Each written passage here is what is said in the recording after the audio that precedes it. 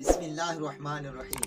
अस्सलामुअलैकुम वरहमतुल्लाहि वबरकातुहू। बराए मेहरबानी वीडियो पूरी सुनिएगा, इंशाअल्लाह बहुत कुछ हासिल होगा। जलालुद्दीन रूमी रहमतुल्लाहि ताला अलैह अपनी मसनवी शरीफ में एक हिकायत लिखते हुए फरमाते हैं कि एक शख्स को मट्टी खाने का बड़ा शौक था। एक दिन वो शख्स किसी दुकान पर शक्कर लेने के लिए गया तो दुकानदार ने उससे कहा कि मेरे पास जो बाट हैं तोलने के लिए वो मट्टी के हैं, अगर तुम्हें एतराज ना हो तो फिर मैं इन्हीं बाट के साथ तुम्हें शक्कर तोल कर देता हूँ। तो वो कहने लगा कि मुझे शक्कर से मतलब है, आप जिस भी बाट से तोल कर दे दें।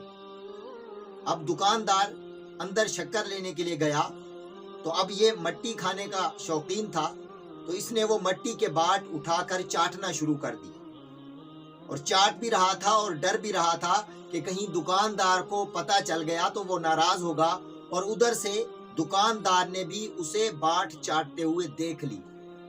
तो अब वो जानबूझकर शक्कर डाल में ताखीर कर रहा था ताकि ये जितना ज्यादा बाट को चाटेगा तो वजन कम हो जाएगा, इस तरह इसको शक्कर भी कम मिलेगी, और जब ये घर जाकर शक्कर को तोलेगा तो फिर इसको हकीकत पता चलेगी कि इसने क्या गलती की। तो बिल्कुल इस हिकायत से हमें ये सबक मिलता है, ये दर्स मिलता है कि ये दुनिया जो है ये दारुल अमल है, यानी कि अमल करने की जगह। आखिरत जो है वो दारुल जज़ा है, यानी कि बदला मिलने का मकाम।